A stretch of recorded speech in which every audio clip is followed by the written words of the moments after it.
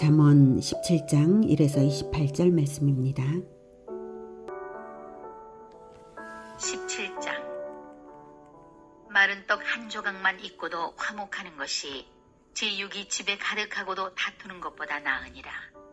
슬기로운 종은 부끄러운 짓을 하는 주인의 아들을 다스리겠고 또 형제들 중에서 유업을 나누어 얻으리라.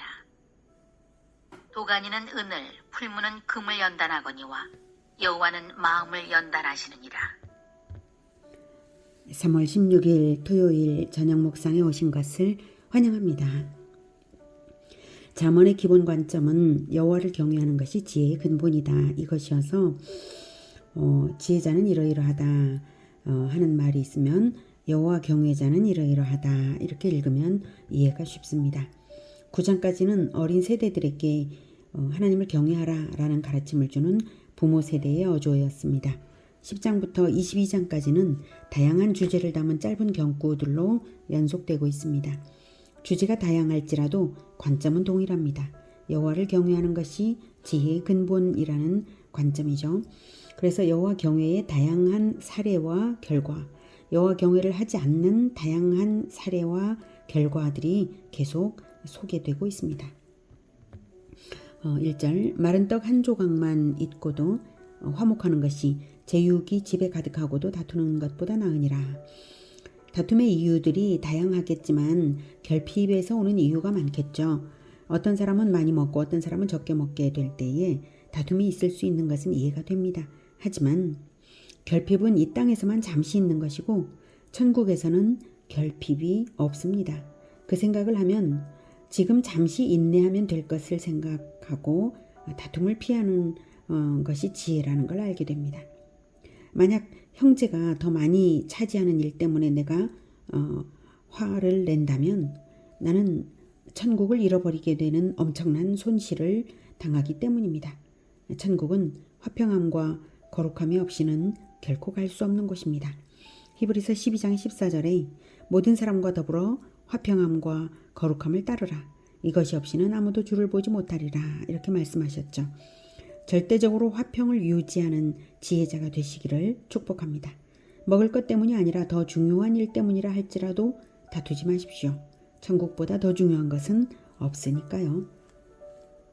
2절 슬기로운 종은 부끄러운 짓을 하는 주인의 아들을 다스리겠고 또 형제들 중에서 유업을 나누어 얻으리라. 네, 그렇게 화평함과 거룩함을 추구하는 슬기로운 종과 또 다투기를 좋아하는 주인의 아들이 있다라고 할 때 결국 종이 그 다투는 아들보다 더욱 주인 형제들의 사랑을 받고 심지어 유업을 나누어 받는 그런 형제의 지위를 얻게 된다는 것이죠. 영원한 유업은 다투지 않는 자, 슬기로운 종이 얻는 것입니다. 재산을 얻으려는 동기로 그러라는 것은 아니고요. 다만 화평함의 지혜가 얼마나 좋은 것을 가져오는지를 잠언은 말하고 있는 것이죠. 3절 도가니는 은을, 풀무는 금을 연단하거니와 여호와는 마음을 연단하시느니라. 네, 이렇게 화평함과 거룩함의 성품은 그냥 타고난 것이 아니라 연단된 것입니다. 하나님이 마음을 연단하시려고 고난을 거치게도 하시죠.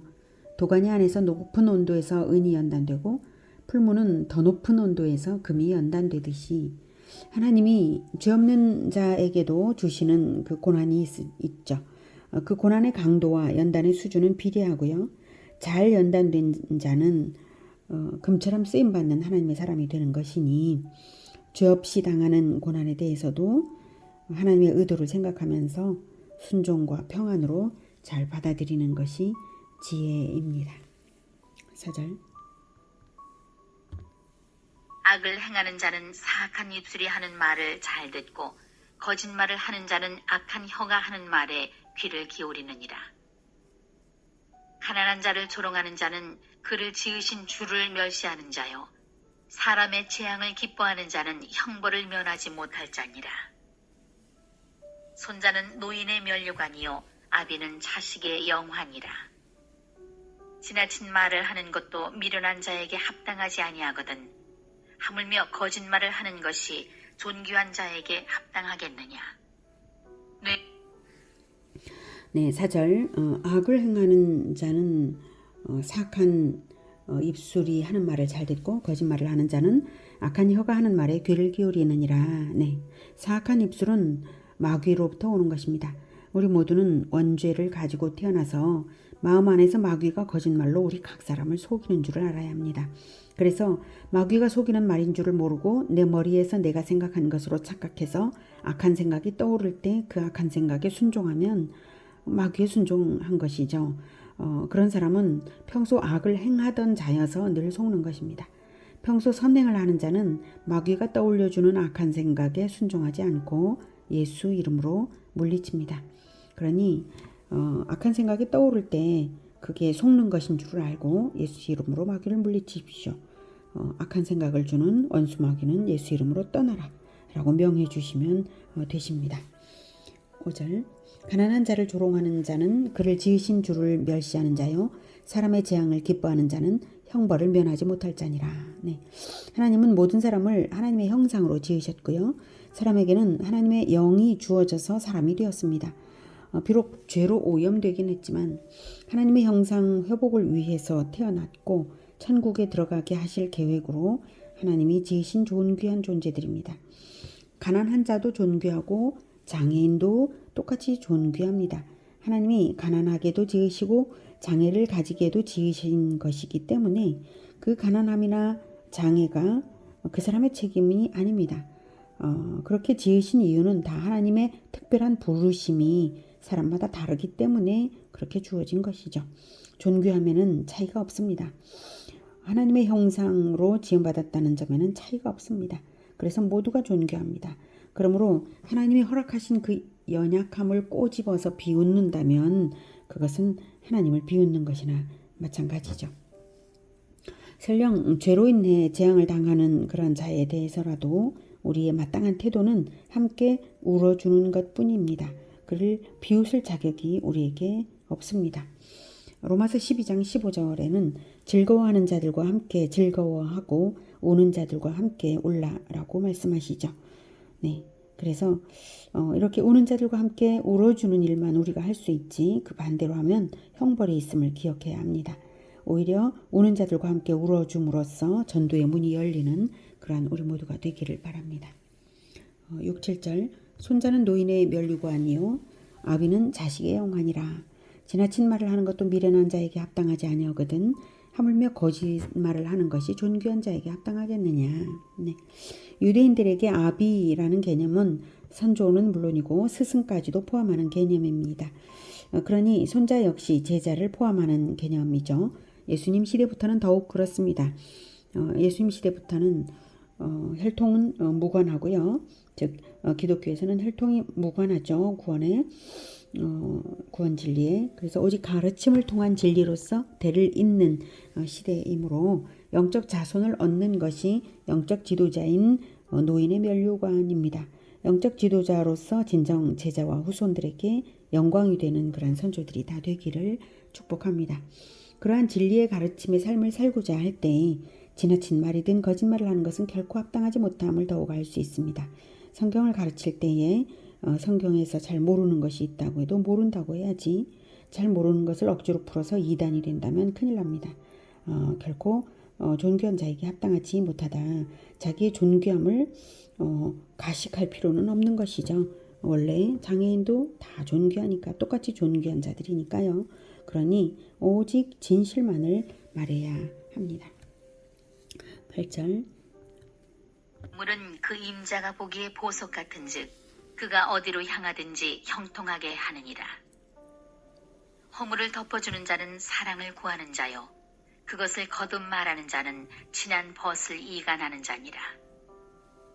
한마디 말로 총명한 자에게 충고하는 것이 매 100대로 미련한 자를 때리는 것보다 더욱 깊이 박히느니라. 악한 자는 반역만 힘쓰나니 그러므로 그에게 잔인한 사자가 보냄을 받으리라. 차라리 새끼 빼앗긴 암곰을 만날지언정 미련한 일을 행하는 미련한 자를 만나지 말 것이니라. 누구든지 악으로 선을 갚으면 악이 그 집을 떠나지 아니하리라. 네, 8절. 뇌물은 그 임자가 보기에 보석 같은즉 그가 어디로 향하든지 형통하게 하느니라. 뇌물은 즉 선물은 그 임자가 보기에 보석 같다면 보석처럼 귀하게 여겨질 기쁨의 선물을 줄 수 있다면 그가 어디로 향하든지 형통함을 받게 되는 결과가 있다, 이런 뜻이죠. 예, 선물을 주되 받는 자에게 보석같이 여겨지는 선물을 주는 지혜를 가지라, 이런 뜻입니다. 그러면 어디로 향하든지 형통하게 될 만큼 나의 길을 형통하게 할 정도로 나에게 결정력을 행사하시는 그 대상은 누구인가요? 그런 분에게 보석 같은 선물을 드려야 되겠죠. 두말할 것도 없이 하나님께 가장 기쁨이 되는 예물을 드리라, 이 말씀 아니겠습니까? 네, 그래서 그런 하나님께 기쁨이 되는 예물이 무엇이겠습니까? 이 부분에서라면 9절에 허물을 덮어주는 자가 그러한 사람이죠. 나아가 사람의 허물을 덮기 위해 자기가 희생하는 자가 바로 하나님께 고난을 순종함으로써 자기 자신을 예물로 드리는 자입니다. 예수님처럼요. 그래서 하나님께서 크게 기뻐하시면서 우리를 형통하게 하실 것입니다. 13절에 누구든지 악으로 선을 갚으면 악이 그 집을 떠나지 아니하리라 하는데, 반대로 선으로 악을 갚아 대속하면 선이 그 집을 떠나지 않겠죠. 그래서 형통하게 되는 것입니다. 10절 한마디 말로 총명한 자에게 충고하는 것이 매백대로 미련한 자를 때리는 것보다 더욱 깊이 박히느니라. 이런 충고를 들었을 때 깊이 매를 맞은 것처럼 깊이 듣고 새겨서 지혜자가 되라는 말씀이죠. 그래야 남의 허물도 덮을 줄 알고 대속의 고난도 짊어지는 참된 지혜자가 되니까요. 자, 11절 악한 자는 반역만 힘쓰나니 그러므로 그에게 잔인한 사자가 보냄을 받으리라. 차라리 새끼 빼앗긴 암곰을 만날지언정 미련한 일을 행하는 미련한 자를 만나지 말 것이니라. 반역을 힘쓰는 것이 악한 것임을 기억하여서 반역하는 무리와는 아예 어울리지 않는 것이 좋겠습니다. 14절 다투는 시작은 둑에서 물이 새는 것 같은즉 싸움이 일어나기 전에 시비를 그칠 것이니라. 악인을 의롭다 하고 의인을 악하다 하는 이 두 사람은 다 여호와께 미움을 받느니라. 미련한 자는 무지하거늘 손에 값을 가지고 지혜를 사려 함은 어찌민고. 네, 뚝에서 물이 새기 시작하면 그 구멍이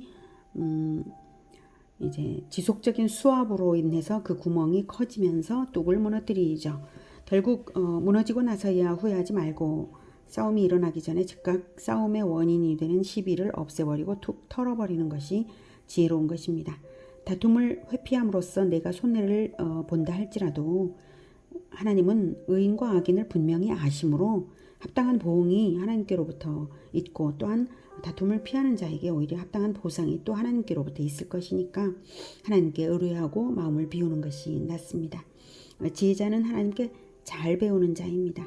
미련한 자는 반대로 잘 배우지 않으므로 무지하죠. 미련한 자가 배우지는 않으면서 값을 주고 지혜를 얻으려 한다 해도 배움이 없는 한 결코 지혜는 얻어지지 않습니다. 그러므로 순종하고 겸손한 자만이 지혜를 얻는 것입니다. 17절 친구는 사랑이 끊어지지 아니하고 형제는 위급한 때를 위하여 낳느니라. 지혜 없는 자는 남의 손을 잡고 그의 이웃 앞에서 보증이 되느니라. 다툼을 좋아하는 자는 죄과를 좋아하는 자요 자기 문을 높이는 자는 파괴를 구하는 자니라. 지혜를 배우고 있다면 사랑을 하고 형제의 위기를 도와주십시오. 친구가 되기 위해서, 우리의 친구가 되기 위해서 예수님께서 와주셨죠. 그처럼 사랑이 끊어지지 않는 우리가 되기를, 그리고 형제의 위기를 돕는 우리가 되기를 축복합니다. 죄인과의 인본주의적인 협력으로 경쟁에서 이겨보려는 그러한 무리가 되지 말고 인본주의적인 협력으로 사람을 보증서며 다투는 일을 도모하지 마십시오. 미래를 알 수 없는 우리가 어떻게 사람을 보증하겠습니까? 미래의 일을 보증할 수도 없는 일입니다. 우리에게 가진 능력 안에서만 무언가를 보증할 때는 가진 능력 안에서만 보증을 할 수 있는 것이고, 내가 가지지 못한 능력이 없는데 보증할 근거가 없는데 보증을 한다는 것 자체가 잘못이죠. 20절 마음이 굽은 자는 복을 얻지 못하고 혀가 패역한 자는 재앙에 빠지느니라. 미련한 자를 낳는 자는 근심을 당하나니 미련한 자의 아비는 낙이 없느니라.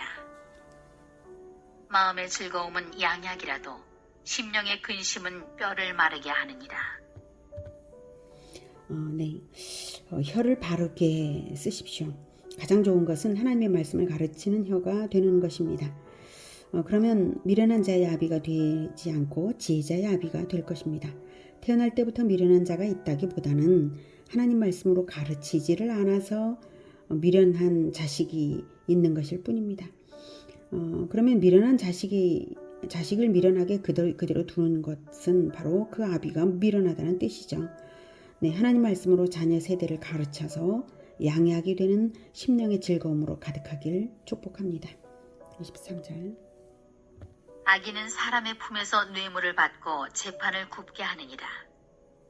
지혜는 명철한 자 베이건을, 미련한 자는 눈을 땅끝에 두느니라.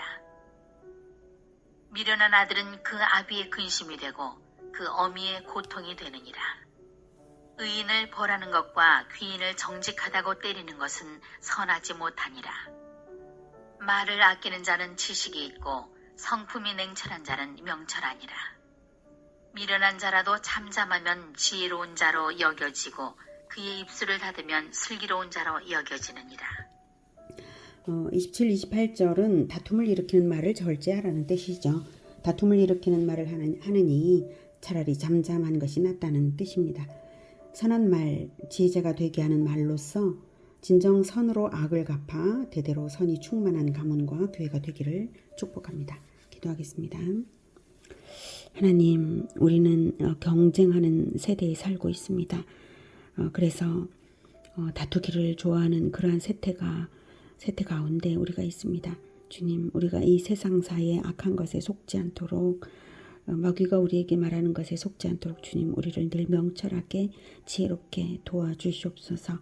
오직 우리 주 예수님께서 가신 그 길을 따라서 선으로 악을 갚고, 그리고 다툼을 피하고 늘 화평함과 거룩함을 따르고, 그리고 연약한 자들의 친구가 되어주고, 그리고 형제의 위기를 돕고, 그러면서 가장 좋은 선물을 주는 자들, 그럼으로써 나의 고난을 기꺼이 받아서 가장 좋은 예물을 하나님께 드리는 우리 모두가 되게 도와주시옵소서. 예수 그리스도의 이름으로 기도드립니다. 아멘. 이어지는 시간은 개인 기도 시간입니다.